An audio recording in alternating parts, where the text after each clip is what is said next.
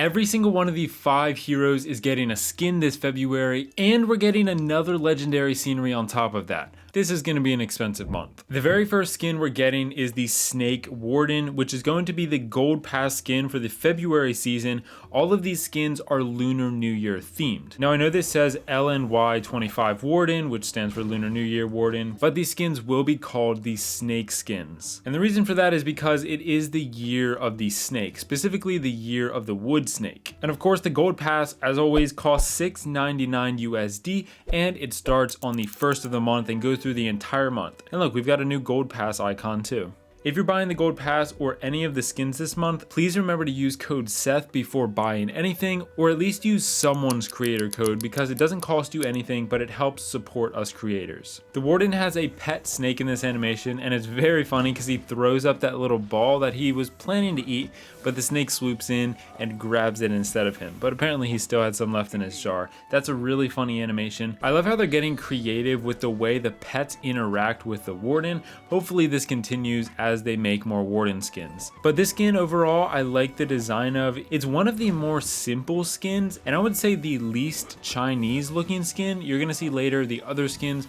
look very Chinese-esque, like what we see on the exclusive Chinese server. He's got a nice selection animation with some really nice VFX. This is his ground animation, and here is his air animation. This one's a little bit more simple with less VFX. A lot of these skins have some really nice visual effects. Look at this Warden's attacking animation, the nice green beam, and I'll tell you now that the theme of the Warden is wood themed, and that's confirmed with the scenery, which we're gonna look at later. So each one of these hero skins is themed based off an element, and the Warden in this case is wood. So a lot of his visual effects are leafy themed with some yellow highlights to it. Like when we go back to his selection animation, you can see some leaves and some yellow specks floating around him and his staff. Even though the visual effects on these skins are really good, I'm disappointed because they really don't have any sound effects. For example, his knockout animations, I didn't hear any sound effects when he got knocked out, but it is what it is. His knockout animations are also fairly simple.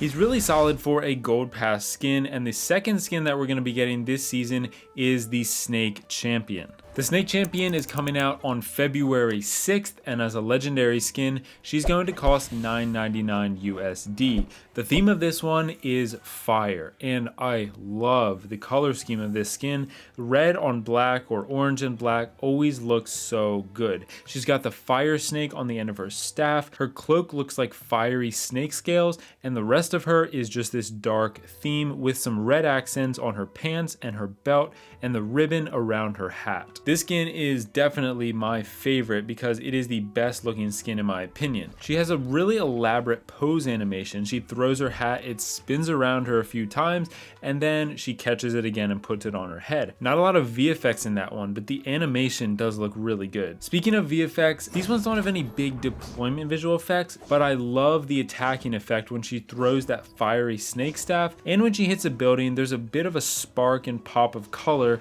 when it makes contact. She also probably has one of the best ability effects out of all the champion skins. She throws her hat and it has a rim of fire around it, it looked like. The hat being symmetrical makes it really easy to see, and with the fire rim around it looks so cool. Here's her knockout animation. Again, it's very simple, and she's also lacking sound effects just like the Snake Warden.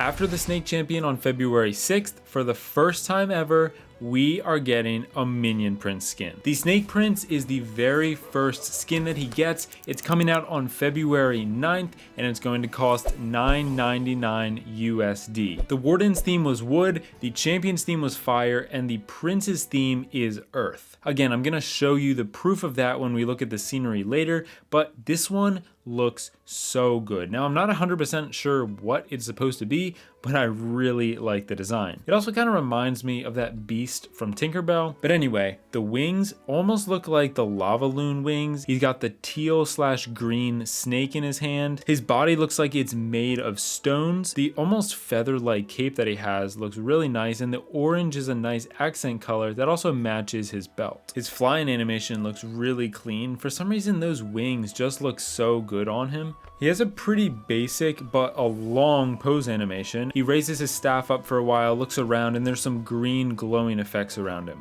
It's not very obvious, but the minion prince does have a bit of a deployment visual effect. But unfortunately, he doesn't have any attacking effect until it hits the building. The purple projectile in the air doesn't look any different than the default minion prince skin, but when it does hit the building, there's a green pop of color and some sparks that fly off of it. His knockout animation again is pretty simple. He's just floating there with his hand on his forehead. I guess I can't complain too much about simple animations because they did give us 5 skins in 1 month. And just wait until we get to the legendary scenery. The amount of work that took is crazy. But still going in order of the release dates of the skins, after the Minion Prince, we're getting the Snake King. The Snake King is coming out on February 12th. He is legendary no matter what it might try to tell you in the dev build, costing $9.99. The theme of this guy is metal. And obviously you can tell why. He has golden metal skin, his spiky bat is made of metal, and you can also see the snake theme with that strap around his shoulder and some snake scales on his clothes. I personally don't really care for the design of this skin. It's not objectively bad, I just don't really like it that much. Although I do really like those visual effects on his pose animation. That is definitely my favorite pose animation out of the Lunar New Year set. Talk about subtle deployment animations, that was super subtle. There's some yellow sparks that fly off of him when he deploys, but other than that, it's very, very simple. Now, ignore the little glitch in his attacking animation, but those visual effects when he hits is definitely the best one so far. Let's give him a little jump spell to get him inside that base. His ability, oh yeah, I almost forgot about this. The custom barbarians are back. Let's start this again so we can get a better look at these guys. No longer are they going to be the default barbarians when he spawns them.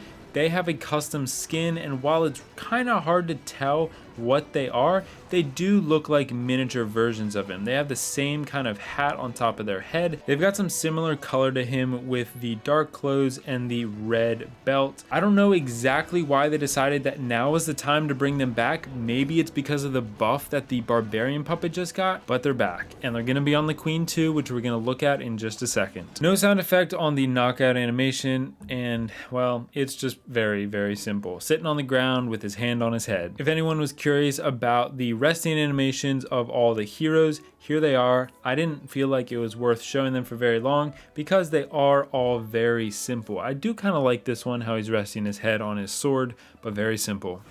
And finally, after the king, we are getting the Snake Queen. The Snake Queen is coming out on February 15th. She is legendary, costing $9.99. And you may be able to guess what her theme is, which element she represents. It's water. And this is definitely the Snake Queen 2.0. Looks way better in my opinion than the Jungle Queen, and of course it's modernized with all the fancy effects and animations. This is probably my second favorite design. This is just the perfect design for a snake and water theme. As you'll see in the scenery even, she does live down near the water or even underwater. She of course has lots of water visual effects. In her pose animation, there's a little bit of those. I really wish when she walked around there were some ripples that would go behind her, but it is what it is. She has a nice pose animation and walking animation. It seems like with every skin the deployment visual effects get more and more subtle, but the attacking effects, they are just as good. The queen here shoots 3 arrows of water, not even from a bow. I just realized she doesn't even have a bow on this skin. She just shoots them from her hand, and when it hits the building there's a splash of water. And there are the custom archers with their little bit of invisibility. Those look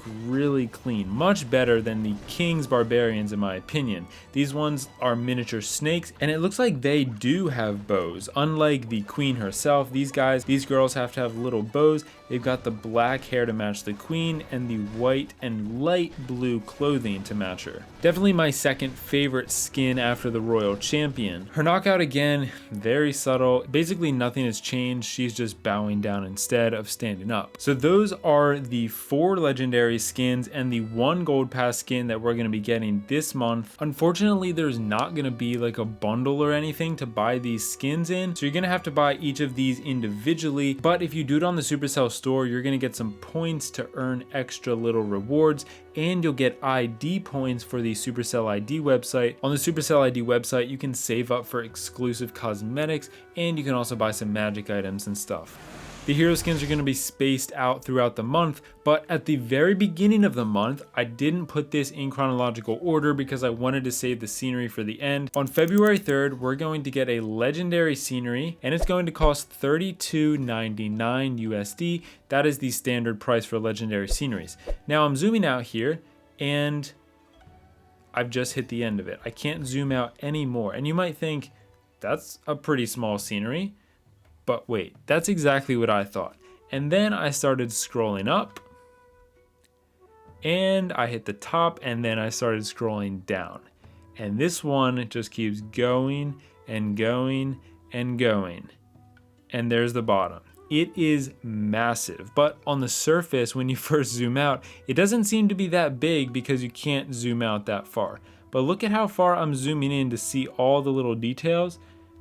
It is huge. Now, you might be wondering, how big is it compared to the Clash of Dragons scenery? Because the aspect ratio of the Clash of Dragons scenery is more square. Like on every side, you pretty much have the same area. Well, this Lunar New Year scenery, here it's called the Year of the Snake. I'm not 100% sure what the actual name of it will be when it comes out, but the Clash of Dragons scenery is actually 25% bigger than this scenery. Now, that's just based off my own calculations, pulling it into Photoshop and multiplying the width by the height, but it is still a massive scenery. When you do first look at it, and when you find somebody's base in multiplayer with this scenery, you'll get this little intro, where it's a nice snake head that comes at you with some lanterns in the background. And while this scenery may not be bigger than the Clash of Dragons scenery, in a way, this is more complex and detailed. But like I mentioned earlier, the theme of this year's Chinese Lunar New Year is the wood snake theme. So you're gonna see a lot of snakes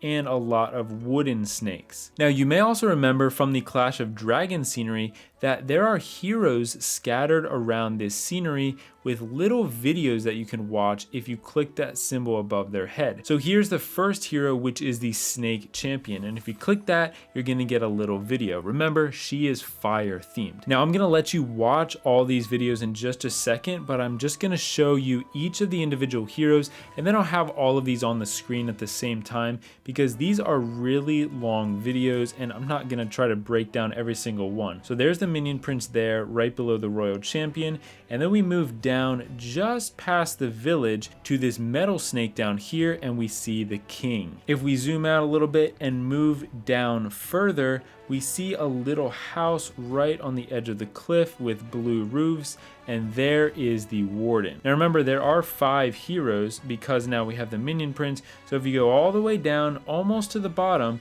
you'll see the Queen in the water. And here's a zoomed out picture of the scenery with each hero marked, just in case you want to come back for reference if you're having trouble finding one of them. Now each of these videos will start out with the hero's theme, which element they represent, and then it's going to scroll down through a series of attributes.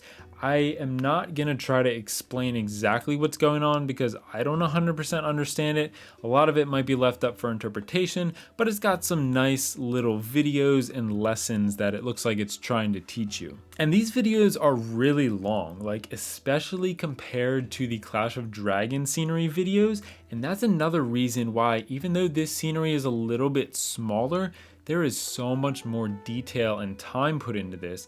I don't know exactly what it took to make these videos, but it seems like it took a little bit more time than the other ones. Especially now with 5 heroes. Now we have 5 heroes, they need to make 5 videos. Another big element of this scenery is for each hero, there is a snake that will go through the scenery that matches their theme. For the Fire Champion up at the top, there is a flying fire snake that goes across the sky. For the Minion Prince right below her, there's this earth snake. I'm guessing it's the earth snake that will go through the forest because the minion prince is the earth theme. The king's is pretty obvious. Down here where he is, there is a metal snake right next to him. Now for the warden, who is below the king, he is wood themed, but I didn't find any wooden snake that's around the warden. The only wood snake that I've seen is this one that's up near the center of the scenery. Now this might be the one that's matching up to him, or maybe there's a wood snake down here that I'm just missing. And then the queen down at the bottom in the water, there's a water snake that will slither in and out of these buildings at the bottom. So you're kind of getting the idea of the overall theme of the scenery, but there are so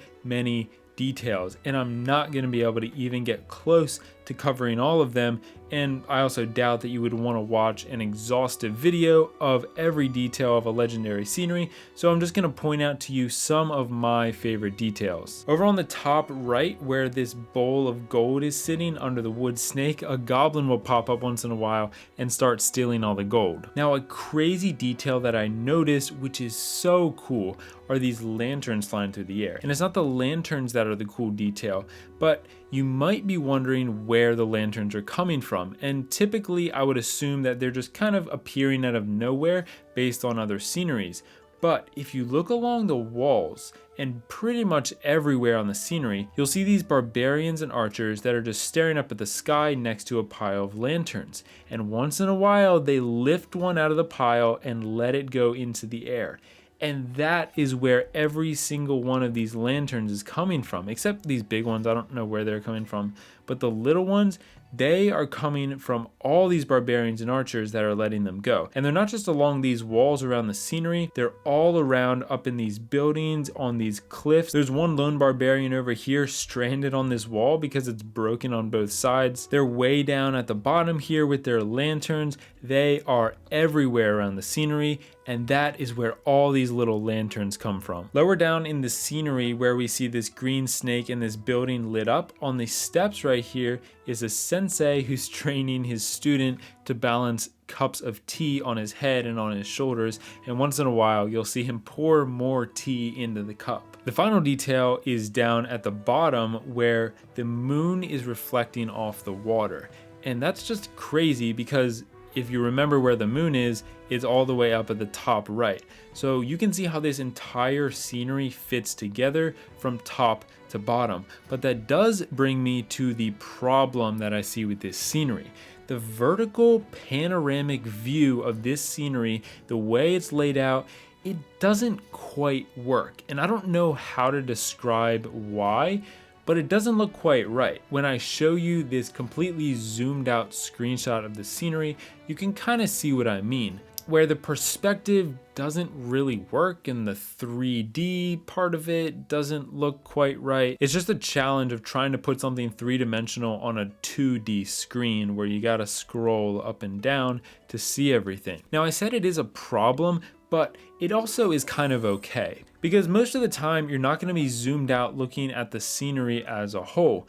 Most of the time you're gonna be looking at your village, doing stuff around it, and then you might occasionally go around and look at details close up, but you're not really gonna be like looking at everything wide and trying to get the big picture all at once. So because you're gonna be in your village most of the time, that weird perspective that happens when you zoom all the way out doesn't matter too much. The scenery does have custom music, and everything else about it is custom. You can hear the music in the background. It also has, as we can kind of see legendary sceneries are going to be having, is a custom trader and custom super troop sauna. Personally, I love the design of the sauna. Of course, it's got to have the custom builder base boat, which looks sweet. The airship also looks really nice. The paper lanterns making it float are perfect for the scenery, and the forge, which looks huge for some reason. It's nothing phenomenal, but it does fit the theme of the scenery. Don't forget to subscribe if you haven't already for more videos about cosmetics, and thank you for watching.